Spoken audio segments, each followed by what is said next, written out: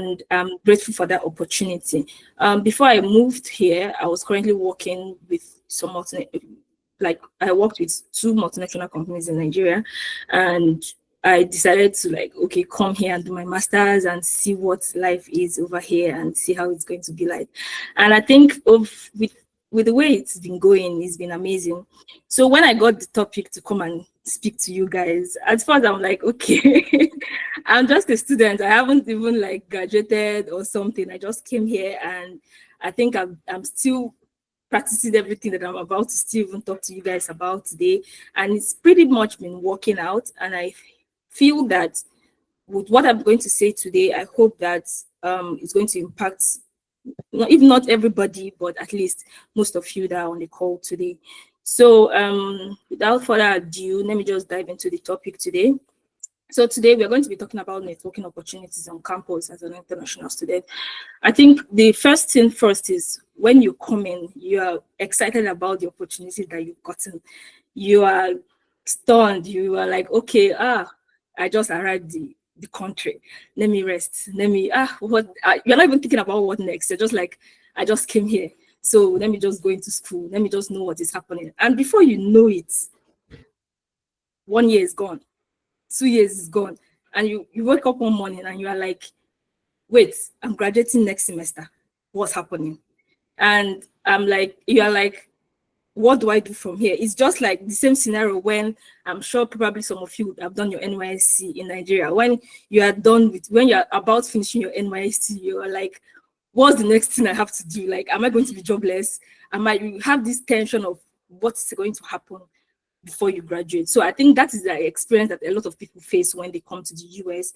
And number one, if you don't prepare on time. So the first things first, I think when it comes to networking, I think the first thing is to have a mindset shift, in the sense that we are coming from a country where, yes, we know that networking is also very important, but you grew up in that country, you know a lot of people naturally, and you know that you can access, probably call, maybe some of you will be privileged to have an uncle or auntie or somebody, even a distant family member working in one organization or working in somewhere, and you can easily call them and like, okay, even if the person is not directly linked to you, you have somebody somewhere that probably you can call and say, okay, this is the opportunity that I want to probably get a job here, or probably I want to get into school or something. But you're coming to a different country where I know that if not everybody, but maybe my statistics might be wrong, but let me just say maybe 70% of people are coming here for the first time, and they don't even know anybody. They don't have family. Me, for example, I don't know anybody. I don't have any family in the US. I don't know any. In fact, I don't know anybody working in any company anywhere in the US, and I don't know anybody in any campus in the US. So I'm coming here by myself. I came here by myself, trying to navigate life, trying to understand what the intricacies of being a student here is. And I know that a lot of people have that same knowledge, have that same experience when they finally arrive in the US. And so why I'm saying that mindset shift is very important, in the sense that you might not really have anybody here. You don't have anybody to call. You don't have any references. So you're starting from the beginning. You're starting afresh, to say, because you are trying to build a network of people that, number one, you guys share different cultural differences. Your culture is different. Your understanding about life is different. Things are different, totally different. So when you come here, the first thing first is you have to change your mindset about some certain things. You have to accept the fact that you are now in a new country, in a new location, with new people, new life, new everything. So understanding that first is something very important that you need to do, so that it can help you navigate any kind of challenges or anything that is coming, and get you ready to be able to access any opportunity that is coming. Because, somehow we might not really understand the importance of networking, like I've previously explained, until you get here. Like when I got here, I was like, okay, I was thinking that networking is just, okay, you just probably talk to somebody and the next thing, both of you are friends.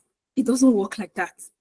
You have to be very strategic about it. It's a strategic thing. It's not something that you just wake up and people take courses on how to network with people, how to, like, they have to train to be able to talk to people, know how to keep that relationship. You get? Because it's very easy for people here to think that you just want to use them and leave them without adding any value to them. So unlike what we probably would have known from where we are coming from. So if you understand that fact, that you really need to do a lot of work when it comes to networking and understanding how to assess opportunities, I think it's going to help you to be able to face that particular challenge when you come here or when you are finally here. So moving on from the mindset shift, at least I know that by now you would have started giving yourself some orientations about it and trying to understand what it is about, what networking is about. So moving on from that particular thing, I think the next thing we are going to be looking at is, how do we even network? How do you even like talk to people? How do you walk up to people to say, okay, I need some information? Because the thing is that once you are limited to information, you are going to be stuck in a particular thing that other people that have the access to that information will definitely be ahead of you. So when you first things, there are different opportunities on campus, a lot. Number one is, let's start from the normal TA, like the teaching assistants, the graduate assistants. Most of us would have come with that. Me, I am currently a teaching assistant in my department. So that is number one step where, okay, I got the TA position, I got the graduate, the research assistant position or administrator in my department, and I'm coming here and I need to start networking with my fellow colleagues, that is the professors in school. Understanding that as a TA, even the undergrads are important to you because you are going to be working with them. Me, I work with undergrads as well. So you need to connect with all these people because these are the people that have been in the country. These are people that have been here. You just came. So you need to understand the system of where you've come to before you can even dive into the world to start saying, okay, I need to start connecting with people. So these are the first point of contact that you're going to have, your course mates, your professors. And the good thing about people here is that they are very eager to help. They are very eager to listen. They are very eager to be responsive. I sent an email to my faculty advisor, and within minutes or moments, she's responding to you. Or you meet with somebody, as far as they know that you are asking a question that they need to create value for, they need solution to, they are very eager to help you. So restricting yourself from asking those questions is one of the big disadvantage that you might have. So being able to say, okay, I've come here, I need to start exploring the campus. I need to start connecting with my colleagues, my fellow classmates, my professors. I need to start asking questions. Anything I'm confused about, don't feel intimidated to ask anybody. Connect with people. Have that mindset to say, okay, nothing is just to ask a question. It's either a yes or no answer. And they're going to, from there, you start building relationships, because sometimes some opportunities that you are not aware of is that your classmates sitting beside you that's going to open it up for you. Sometimes you enter a class, depending on the particular location where you are, you might come into a class, there are no Nigerians, it's just the whites, maybe the Black Americans. Like currently I'm in Georgia State, so I just have one Nigerian in my class. The rest are Black Americans, whites, Indians, Chinese guys. And number one, the accent is even one big barrier to even start with. So you're talking and somebody's not even understanding what you're saying. That is one challenge. So being able to access these people and start talking to them is one thing that, okay, don't limit yourself to say, I don't want to talk to these people because we are not from the same tribe, or sorry, the same continent or anything. Just be free. Ask questions wherever you want, whenever you feel that you have. Ask questions in class. Let your professors know you. That is one major important way of connecting with people and letting people know. Another way is by joining clubs, joining organizations. So when I first came, what I did was that, in fact, before I even came, I started connecting with people here. I started looking for people that were in my school, students that were in my school. So because me, I know that I had a lot of things to learn when it comes to networking. First of all, I might not be somebody that would meet somebody and I'll just start talking to you. So first of all, I started connecting with Nigerians. I'm like, okay, you're a Nigerian and I'm coming to your class, or I'm coming to your department. What do you think I should know? What do you think, what are societies or probably clubs that you think that I can join? So you come to be aware that most schools in the United States, I'm talking because I'm in the United States, have these students organizations. For example, in my school, we have a large community of Nigerian student organization. In fact, when I found out, I was like, oh, so we have this amount of Nigerians in Georgia State. So there are organizations in each campus that have that from different countries. Do you get? So, and when you first come, the orientation, there are different orientations that happen on campus. In the sense, the school organizes international students of events. Try as much as possible to go for those events. In as much as it might be boring, you might not meet, you might be seeing different kind of people. It's very important to attend those events because from there you start connecting with other people. So one important thing I would like to say is that don't limit yourself to connecting with Nigerians. In as much as they are going to be helpful to you, don't just limit yourself to connecting with only Nigerians. As much as possible, connect with every single person, any single continent, wherever they are from, race, wherever they are from. As far as they are approachable and you can talk with them, you just have to connect with them. And that's why it's very important to start from your classmates. Then from there, you join clubs, join organizations, join students' organizations on campus, go for campus events. They are for quarterly, or maybe depending on the school, they organize this career fair events that people attend. It's very important as a student to attend those career fairs. Very, very important, because you never can tell the particular one you go for that would open up doors for you. And because you're not just thinking about coming to be a student alone, you are coming to also continue your life after school here. So if you cannot just limit yourself to only things that happen on campus and expect that things will work, because you know this saying when you're in the university in Nigeria is that go through school and allow school to go through you. Honestly, I did not understand that until I got here, because it's not just about especially as master's students or PhD students in the sense, because undergrads, they most of them grew up here, or maybe even if they didn't grow up, they have a lot of courses that they do together, and they have a longer time to stay in school. As a master's student, you just have maybe highest 2 years to be in school. PhD, you have a longer time as well, but it's not even going to be so easy for you to have those group of friends like that, like compared to an undergrad, because you are busy with your dissertation, there are so many things to be busy about. And that's why it's very important for you to be able to have that, be intentional about building your networks. Another very important thing that I would like to mention is having a strong LinkedIn account. I don't know if how it's not, you cannot even overemphasize the importance of having a very good LinkedIn account, because that is where the connection even starts. They don't joke with LinkedIn accounts. I know they don't even joke with it in Nigeria, but here it's like, if you're not on LinkedIn, I don't know where you want to be. So a lot of people, like, you have to build that, and they want to see your profile. They want to see that, okay, at least you are doing something for yourself.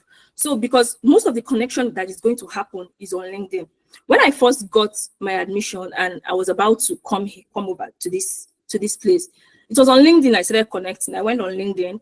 I put my school, I put people in my school. I had to even filter it down to Nigerians in my school, because I like I said, it was easier for me to first connect with them before I started diversifying into other people, connecting with other people. So I met some of my classmates who are currently graduates now, and I chatted them up, and they were the ones that were helping me with navigating, understanding what this course was about, understanding what I was supposed to do when I first come. And even straight from even arriving at the airport, you will see student organizations that will come and pick you up. So all those connections are important even before you arrive, because here, once you arrive, probably don't even have anybody. So it was people in my school that you connect with. Like, okay, no problem. I'm going to come and pick you at the airport. And like they say in America, the person that picks you up from the airport is very important in deciding your outcome in America. I don't know why people say that, but it's a very important phrase here. Like a lot of people say, be careful of whoever is coming to pick you up, because the person decides how far you are going to go. So because you're going to be with that person, the person is going to be giving you the information. This is the first time in America, and you're trying to understand like what's going on and all. So you don't want to start off making mistakes to start with. So as I was saying, going on LinkedIn and connecting with these people on LinkedIn is very crucial and very important. Chat them up, chat people up as much as possible. They're going to, even if they don't respond, just keep chatting them up. Somebody will definitely respond. Because I know I chatted like a lot of students here. I just, one or two people responded to me, and they were the ones that I really needed to help navigate any issue that I had. Do you understand? So, and aside that, in order for you to get a better opportunity when you come here, there's something that they call CPT. CPT is like the practical training that you do when you are a student. So that is the time that you are allowed to work outside of campus as an international student. So most people some people don't even understand what it is until probably it's too late. But for your school, every school have different rules for it, because for my school, you can do 12 months of CPT. You cannot do more than 12 months of CPT during your time of study. So CPT is a very good program that you have to do when you're a student. Probably that's a way of connecting you to corporate America or having other opportunities outside of just school, gaining hands-on experience. It's just like similar to the internship we do when we're in Nigeria. So it's that opportunity that you have to work based on what you've been taught in school.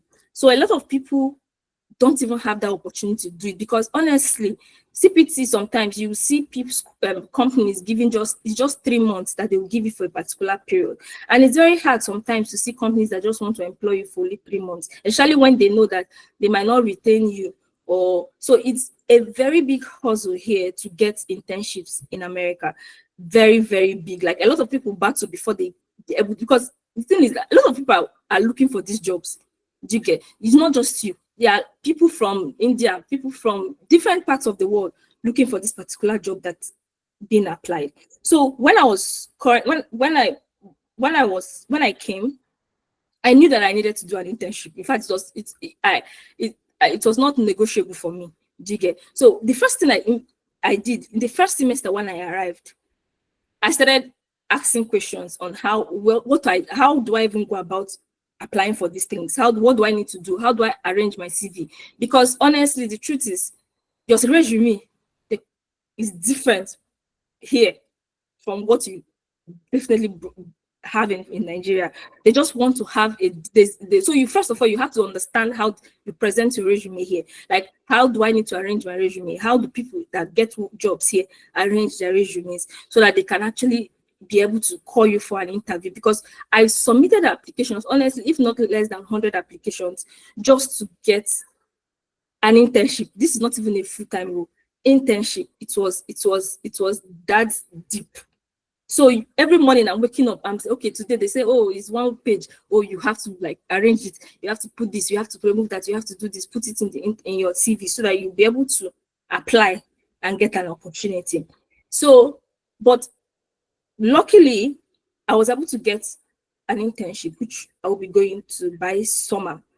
And honestly, I wouldn't say it was a walk in the park, because one of the things I had to do was that I went to LinkedIn.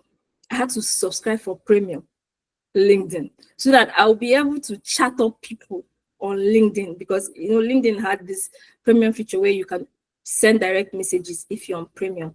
I had to like start chatting people up. Sometimes we have guest speakers that come to class to teach us on some topics. After the class, I make sure I even ask questions in the class. After class, I go to their LinkedIn. I start chatting them up to say, okay, hello, sir, I'm one of the students that you just taught, and I'm really interested in interning with you. You just had to like strike up conversations. Let them know that, okay, tell them the value that you're bringing to them and everything. So I had to like start chatting these people up. I had to start following companies. I had to start preparing myself for interviews as well. Okay. So I had couple of rejections, and why I'm saying this is the importance of networking is that one of the applications that I was rejected for, what happened when I finally met someone that worked in that company, and I started complaining that, okay, this was the company that I really wanted to work for, and I got a rejection from that company. And one thing the first thing she asked me was, did you get any referral from anybody that worked in the company? I'm like, no. She said, okay. And the thing is that one of the big things about the thing about the multinationals, especially in this country, is that they are big on referrals. In fact, they don't even joke with it. They are big on referrals. So no matter how competent you are, sometimes if you apply and you don't have referrals, most times they might not even consider, because when I told her I didn't, she now told me, okay, take my contact. When next you're applying to this job, put me as your referral. And that was it. You don't even need to know it.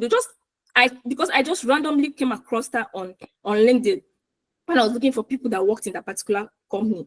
You have to like chat them up, and you can even if you're not going for to be asking them about internships or about opportunities to work with them, you can just ask them, okay, that you want to understand how the company works. Like you just want to have an oversight or an understanding of, this is the company I'm interested in. That can you have a coffee chat with me, or can you give me few, like 3 or 5 minutes of your time? I just want to have a conversation with you on understanding your particular role and what you do in the company. And they're very open to it. You see the next thing, they're sending you Zoom link or maybe 30 minutes chat. You guys are just chatting on things they do in the company, what's probably the challenges that you are facing and how you can improve. And some of them will be like, okay, send me your CV. Let me even review it for you. They're not promising you a job, but they want to review your CV for you to see, okay, why is your CV not even getting people's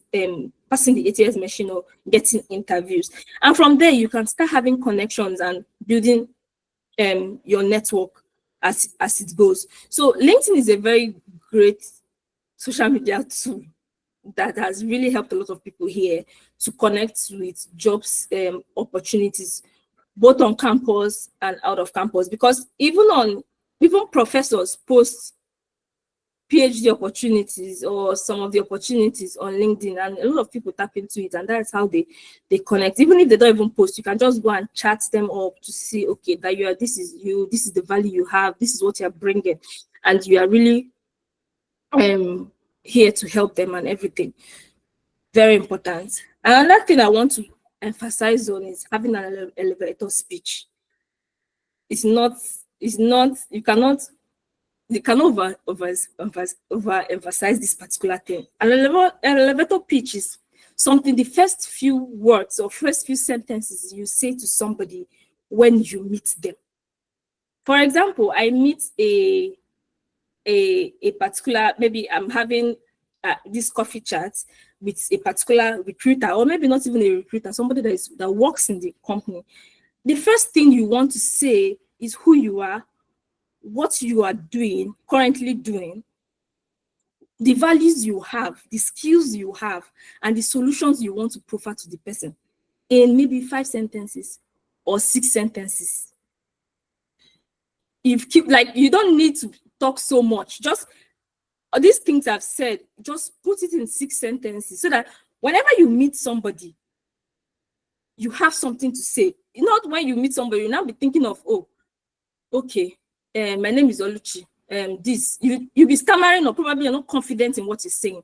So it's very important to have that elevator speech that when you meet somebody, you can easily strike up a conversation. Even if the person doesn't want to talk to you, it's very easy for you to just say that thing and the person gets interested. And before you know it, you guys would probably start connecting from there, because this is the only way you meet. See, in America, people don't have time Honestly, they don't have time to sit down and be talking unnecessarily. People, because a lot of people are paid hourly. So that time that they are going to come and be chatting with you is going to give them money. So they are thinking more about the money they want to make than you that just want to be there and just be talking. Do you get? So anytime you meet somebody, just use it as a value creation opportunity so that the person knows that you are creating an impact in their life as well. So this is not like it's a motivational speech. It's just something that has to be practical. It's something that people are put into use here, and it has worked for them. And another thing is also in campuses as well. Different campuses have different things. They have these university resources where you have the what do they call it? Not events, the career CV review centers. You just go there, career advancement centers, where you go, you just maybe walk in. Some schools allow you to walk in, some schools you have to book an appointment. You just go and tell them about what you want to do with your life. And they help you review your CV, they help you prepare you for mock interviews. And the funny thing is that depending on the school, some people you pay for these services and you don't use it. Do you get? Because even part of the funding that they've given you, those services are there. So it's good to utilize every single opportunity or resources that you have, especially when you know that you're not even paying extra for it. So most people don't even know that in their schools, they have career advancement centers where you just walk in and they review your CV, help you prepare for mock interviews, even possibly connect you to possible interviewers, do you get, or recruiters who could even help you and arrange one or two opportunities for you as well. So sorry, these are part of the things that you need to like put into consideration as well. So another thing I want to also talk about is, apart from the internship, there are also something they call externships as well. This is an unpaid internship, in the sense that, because normally internship they're going to pay you, so getting it most times is usually very long, like it's usually hard, except probably you play the game right and probably favor and everything is on your side. So you get internships. If you're not opportune to even get internships, there are externships where you take up opportunities that are not being paid, that opportunities where you are not being paid. Do you get? So they are different depending on the course you are going to do, or probably what you are going to the course you are currently studying. There are different externships that you can actually get. Currently, there's this PwC externships that they have where you work with them for like 7 weeks and they just give you a stipend. Do you understand? They just give you a stipend that you, at least for participating in that particular thing, they just give it to you. But most externships might not pay you. Do you get? But the thing is that you're not just going there for the payment, especially when you know what the long goal, the goal ahead of time that you are going there to, you are going to achieve. You get? So you use it to get hands-on experiences on what you want to do. You just put it something that you have on your CV. Do you understand? To tell the recruiter after school that, okay, while I was in school, I didn't just read my book. I was gaining real life experiences. And you can even say it was voluntary because they didn't pay you. So it's more like, okay, if you can actually do this as a voluntary experience, then we can actually work with you. Do you understand? So any opportunity you see, you should maximize it as much as possible. So that you're not just going to school and after you come out and you just have only your degree. Think about it. So what a lot of people do while they're in school is because, honestly, most of us, when we were in undergrad, in Nigeria, what we did was just go to school, study, come out, graduate. And we especially for people that maybe your parents could afford your school fees, so you just go to school, read, and come out. A lot of people, you've learned from that, and when you come here, you just don't want to go to school, read, and study. and come out with a certificate, because really they're not looking at your certificate. Yes, you've gotten an advanced degree, but what can you give me? What values can you add to me? So especially the fact, and the thing is that most of them, they might even consider, because when I was interviewing for my internship role, honestly, that was the longest interview I've had in my life. And I'm like, this is just for internship. What will not happen when I now start looking for a full-time role, or when I start getting a full-time role? These people were asking me questions that I'm like, okay, even when I was in Nigeria, that I was working with good companies in Nigeria, they never like drilled me like this. So what exactly is the point? They want to know that you are bringing value. Do you understand? They really want to know that you're not just here and you are blabbing or you are boboing them, and you come into the corporate world and you're now lost, because they know a lot of people go and hide their CVs.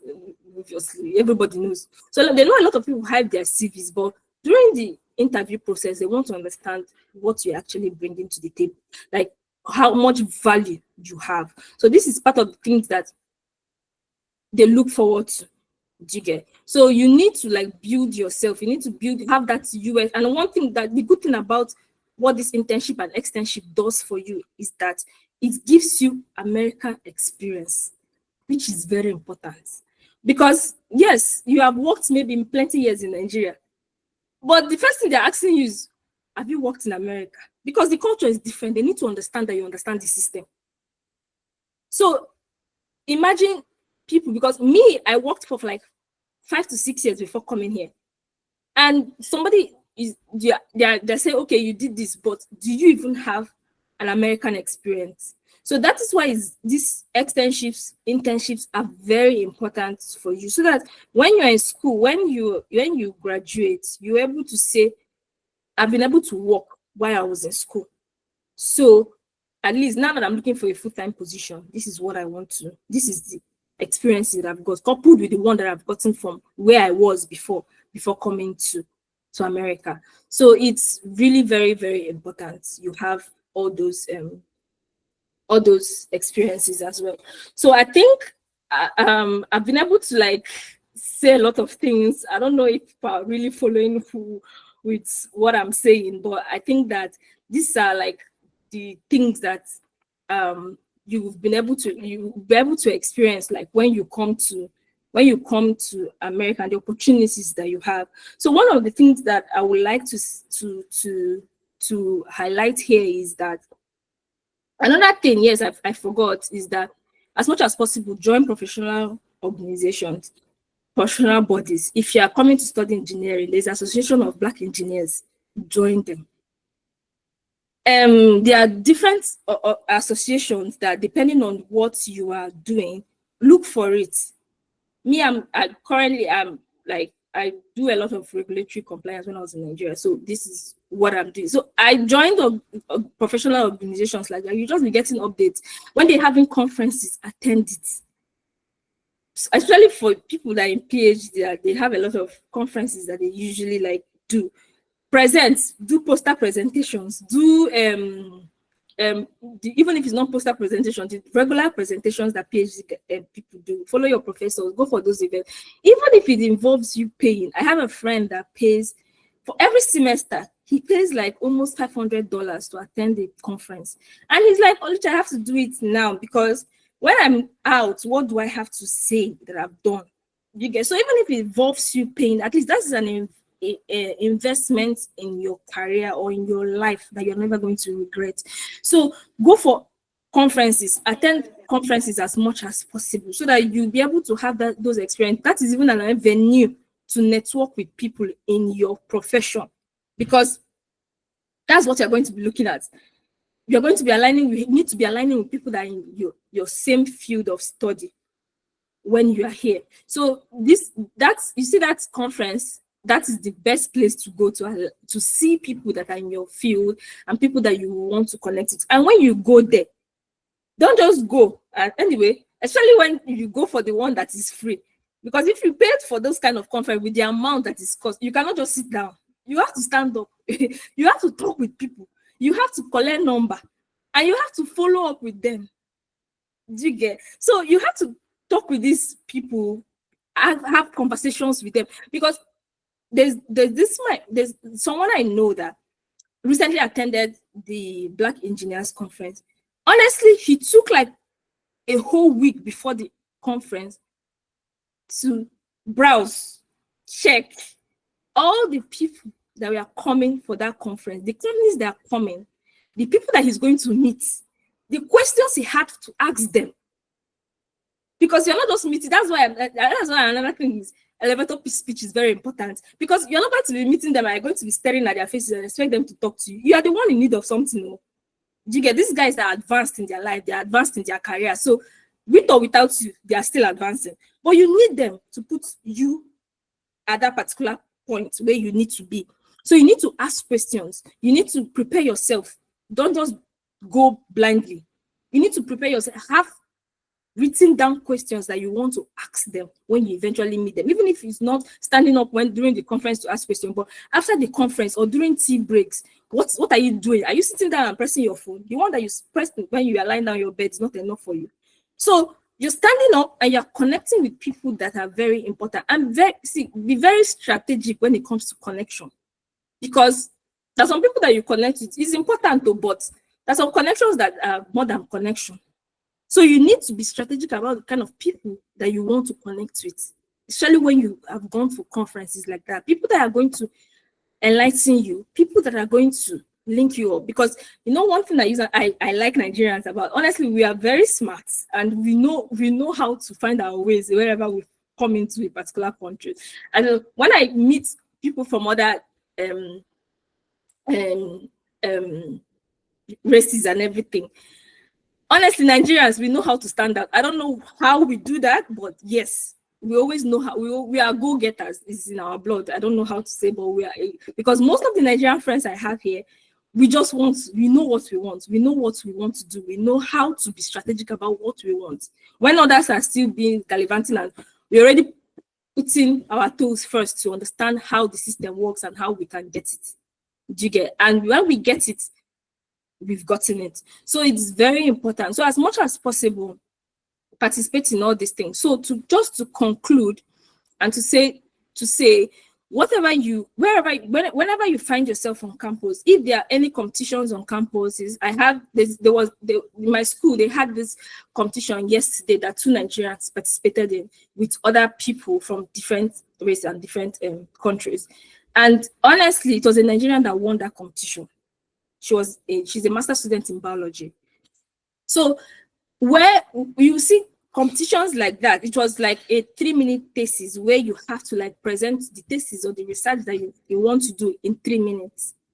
And the Nigerian won that competition. So in those kind of things, you find those kind of opportunities as much as possible. Push yourself to be in those kind of competitions, because you never know where it's going to lead you to. Even if it's not for anything, at least for the fact that you have something to put on your CV, so that it's easy for you. Because honestly, I don't know how many people want to come here, study, and probably just be lost there. You want to come here, study, and engaged, probably in the corporate world or in business, or start up your own business, or do some other thing. But whatever the foundation you've laid here when you're in school will be very important to you when you eventually leave school, and you've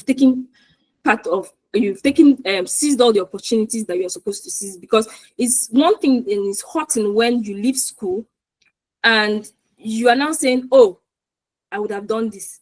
Oh, I didn't even know this was there. So it's better to have and assess all those opportunities now that you are here.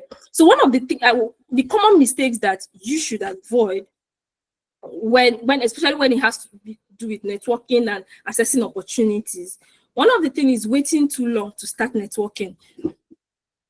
Honestly, that should be your first priority when you come in here. Have it in the back of your mind that you need to start building your network of people. You need to start being strategic about it. So don't wait till your last semester to start doing that. That should be the first thing first. As you are stepping into school, as you are doing your SSN and you're getting all your documentations, start being strategic about your connection. Even before you even come, start being strategic about it. So don't wait for too long to be here. And don't be focused on just Nigerian cycles. I'm emphasizing it a lot. It's important to have Nigerians that they are going to help you. In fact, they are the first people, they are your first point of contact most times. But expand your reach. Talk to every other person, especially people that have been here for long. Talk to people in your that are pursuing the same thing that you are pursuing. Because the truth is that everybody came here, everybody have different agenda. People's luck or favor, grace is different. Some people come here and the next thing they are meeting their partners and they're getting married, and you're like, we started this program together, and the next thing they're getting their papers and everything. So everybody's grace is different. You have to probably get a job. A job have to sponsor you. A job have to do this. So it's just, so know why you are here. Be strategic about your connections. Follow people that have the same values and the same agenda and everything with you, and just be strategic about it. And as much as possible, take advantage of community the university resources, and always follow up with your connections. Like anybody you how do I put it? You connect with, both on LinkedIn, in the conferences, in school, your professors. Always connect with them and try to build strong relationship with your professors, because most of these jobs that when you apply for them, they ask you for recommendations. They ask you for references from the school that you went to. So you need to have connections with your lecturer, your professors as well, so that it's not going to be hard during that time. So one thing, finally, I know I've said finally 2 times or more than that, but finally, lastly, don't think that networking opportunity in the US will come and meet you sitting down in your bed. It will not. Honestly, it only takes God's grace, probably favor, and it happens to few people. You have to be strategic about your connections. You have to be strategic about getting those opportunities. Browse, go on or Google.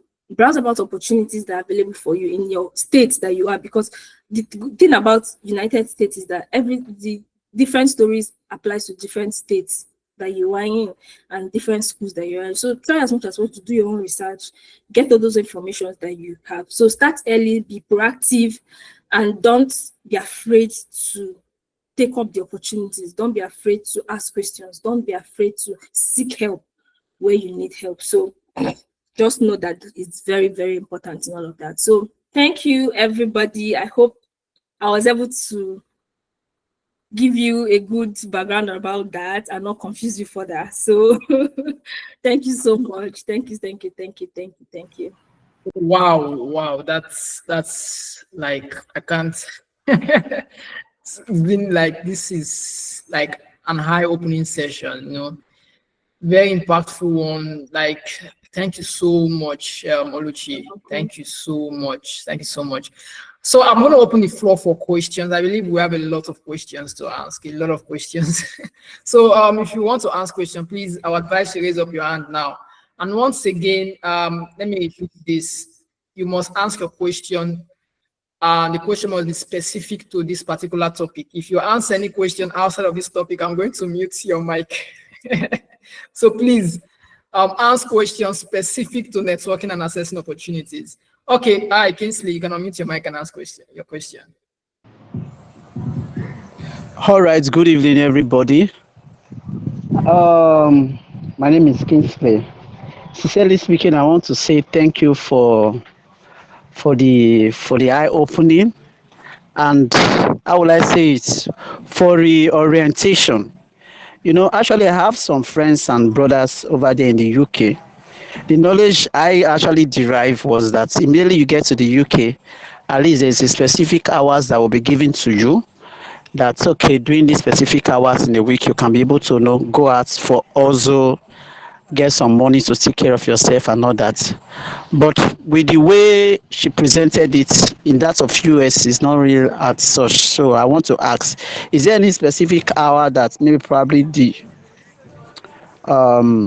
like that of UK that you can out and have some certain things to do for yourself to fetch some money? That is my first question. Secondly, she was just mentioning about connected to the right opportunities and all, for you to be able to get a good job. One of our priority of going there is for us to aim a good handsmith. I don't know if you are hearing me, sir. Hello. Yeah, we can hear you. Okay. So I want to ask, like that of UK also, there are several agencies that you can just, walk into. This is my field of study. This is what I'm into. Please, I want you to, I would like to get a job in this, in this aspect. There are several agencies, for example, in the UK. I don't know, is it also likely that of the US? These are my two questions. Thank you.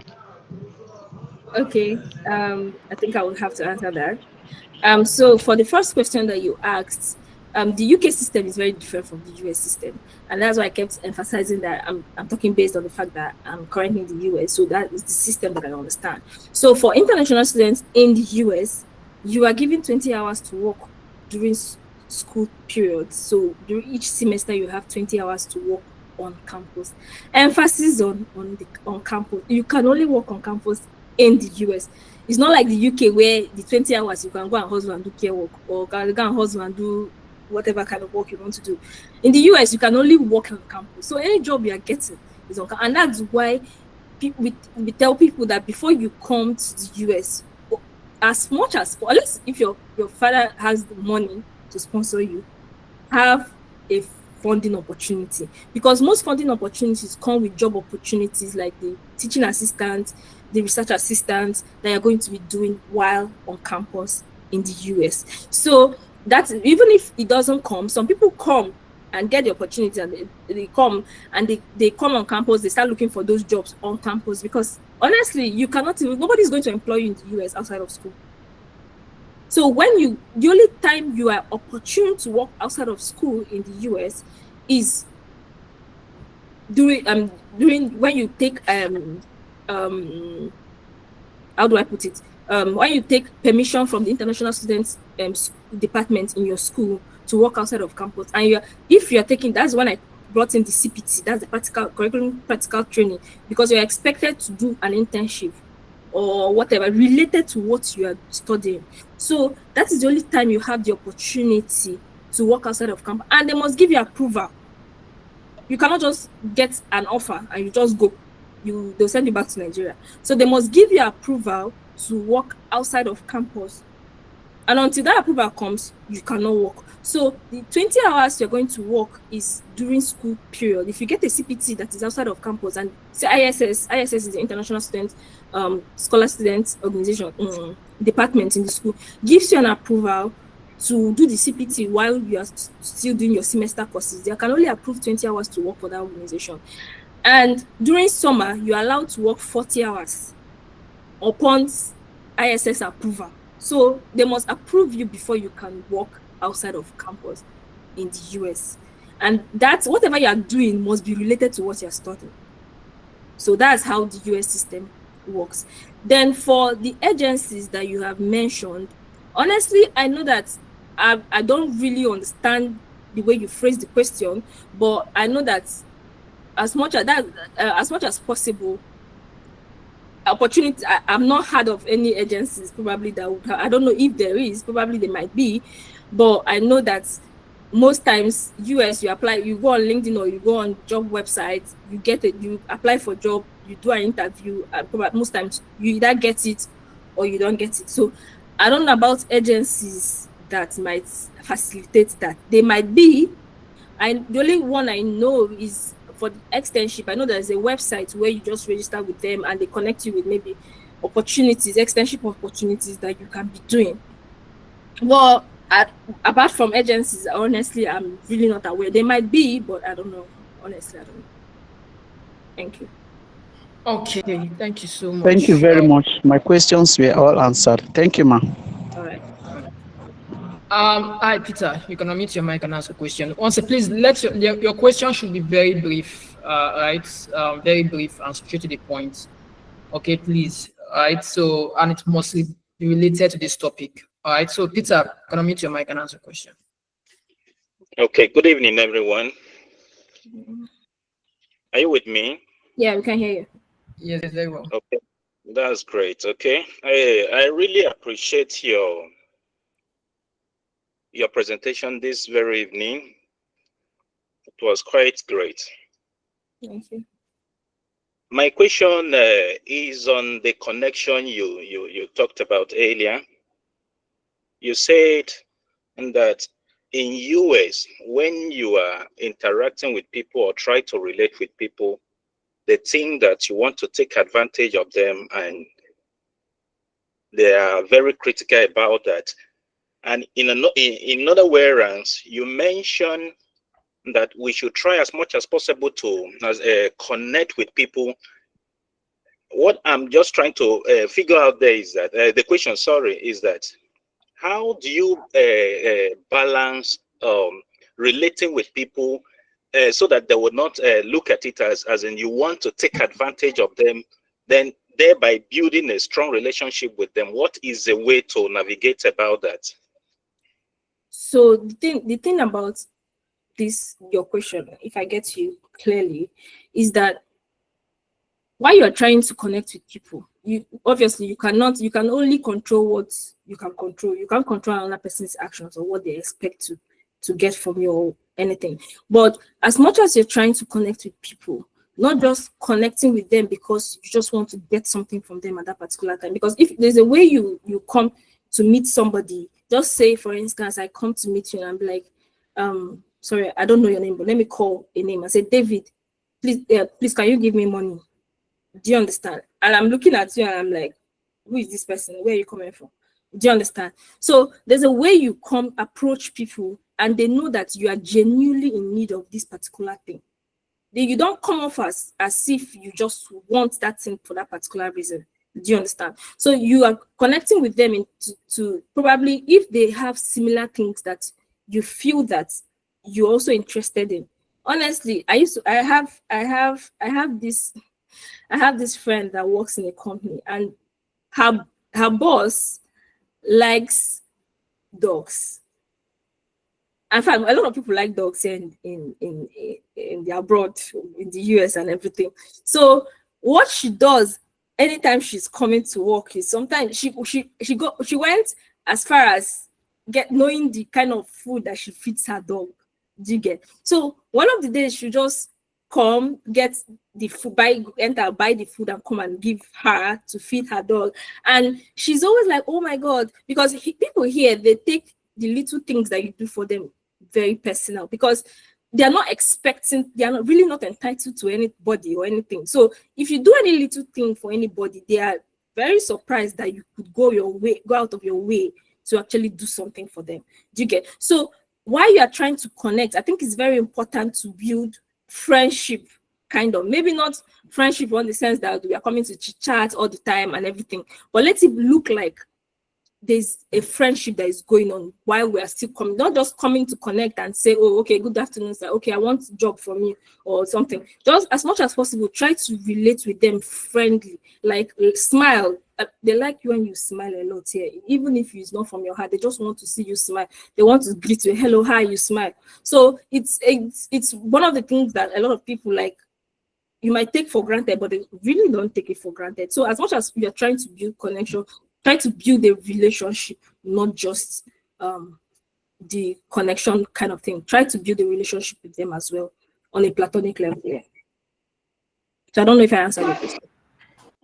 Absolutely. Thank you. All right. Awesome.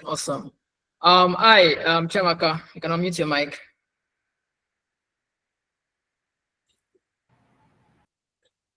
Okay. Hi, good evening, all. Thank you so much, ma'am, for that very wonderful presentation.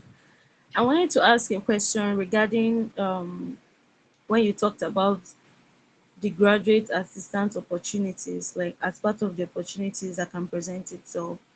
What if you've already received admission and then some form of funding, from the school as well, but then it didn't come with any of these teaching assistant or administrative assistant roles or opportunities? How would you go about that, either from Nigeria or when you land? Yes, ma'am. Okay, Thank you. so anyway, I'm glad you asked that question. So for funding opportunities that you get without getting any teaching assistantship or graduate, just for you to have that experience as well. That is, if you want to have that kind of experience. Most schools have, okay, so there's this popular website in America called Handshake. So what that Handshake does, it connects you to recruiters, schools, and a lot of things. So when you go on Handshake, you kind of, it gives that, but you can only access Handshake when you've gotten your school email address. Do you understand? So they know that you are from this particular school. So probably you would have to probably wait until when you come here to be able to access that particular website. So that Handshake, what you do is when you go on Handshake, you connect to your particular school. And you probably search for, just like the way you search on LinkedIn, you search for probably graduate assistants or teaching assistantship positions. You see a lot of positions come up, and a lot of people apply to it. Apply to it. I think you can also access it without, but I'm not really sure. But I know that I only started accessing it when I got my students' email and everything. So you see opportunities on. So you apply to it as if you're applying to a job. Do you get? And on another note, you can wait till when you come on campus, and you can meet your, probably if you're doing a research-based course, obviously they would have given you a primary investigator, like the PI, your professor that you are going to be working with. And if you are going to be working with a professor, or maybe if not even the professor, maybe another department, you just speak with people, probably your friends that are in that department, that probably the professor is looking for someone that will be TAing. Do you get? Maybe teaching assistant, you'll be helping a professor grade student scripts. It's just a kind of opportunity for you just to expand your knowledge and know how it works. And because you never can tell, it might be the job that you might end up getting eventually. Maybe the school really want to like take you after graduation. Because I have a friend of mine that just graduated in December, and he's currently working in school lab as a technical assistant, like he's working in the land. They are the ones that gave him the job, and he's doing it. Do you get? So the main thing is you have a job, you have something that is paying you, and you're able to work.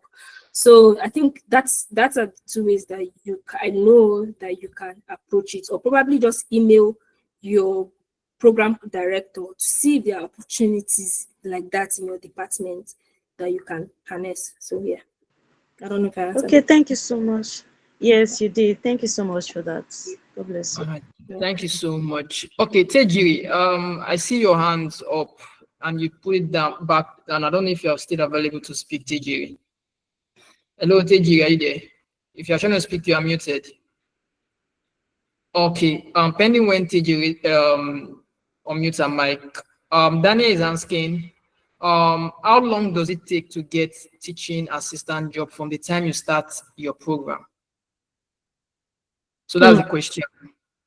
Okay, so teaching assistantship positions, honestly, I don't think there's a time frame for that, because like I said, mine came with my admission, so I didn't have to like look for it.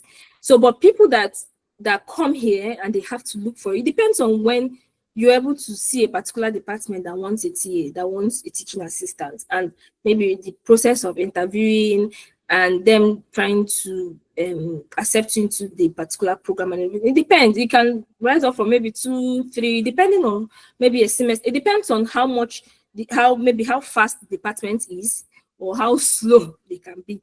So I think there's no specific period that I would say that it's a particular time frame for it, but it depends on how you follow up with them, how fast this department wants to do, and if you even qualify for that particular position that they want to give you. So yeah. Okay, I think we have come to the end of this session. Thank you so much, Oluchi, for your time. Really appreciate you, and it has been an eye-opening one for each and every one of us in this session. So I would love to know if there's any last thoughts or something, maybe last nuggets you want to share with us before we call it today. Thank you.